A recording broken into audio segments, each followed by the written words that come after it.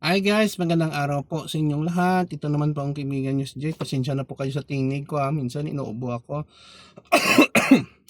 Several days na to, no? Hopefully gumaling na tayo. Ano bang topic natin for today? Be a good servant of God. Alam ko guys, no?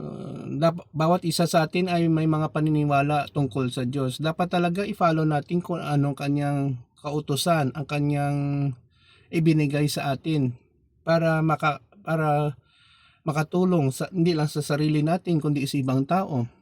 Paano ba tayo maging servant of God kung gumagawa tayo ng hindi maganda sa kanyang mata, sa ating kapwa, sumisira tayo, gumagawa tayo ng masasamang bagay?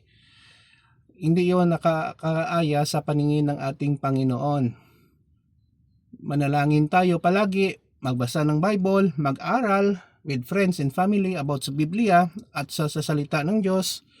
Kasi yan guys ang nagbibigay sa atin ng lakas at inspirasyon para maging matatag bilang tao. Maintindihin natin ang sitwasyon ng ating kapwa, ang ating kapaligiran at sundin ang utos ng Panginoon. Make no mistake, I'm not a pastor or a priest, but I believe in God's supreme love para sa ating lahat. Napakasakit lang guys, pati ako bilang tao, minsan kasi sinusubok tayo ng Panginoon kung hanggang saan ang ating pananalig at pananampalataya sa Kanya. Minsan nag-give up tayo because of the problems that we face. But again guys, no, having these problems, makikita natin ang Kanyang kagandaang loob na malampasan natin ang mga problema, pagsubok na dumadating sa ating buhay.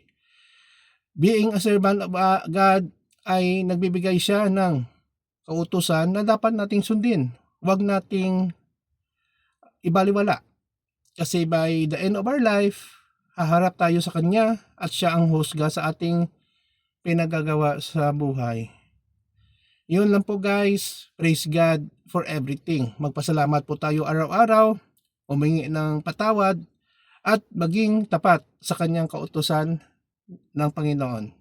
Yun lang po. Maraming salamat sa inyong pakikinig at panonood sa aking mga videos. Please follow me in my Facebook and YouTube channel. Maraming salamat po. Ito naman po ang kaibigan nyo si Jake. Paalam. See you in the next video guys.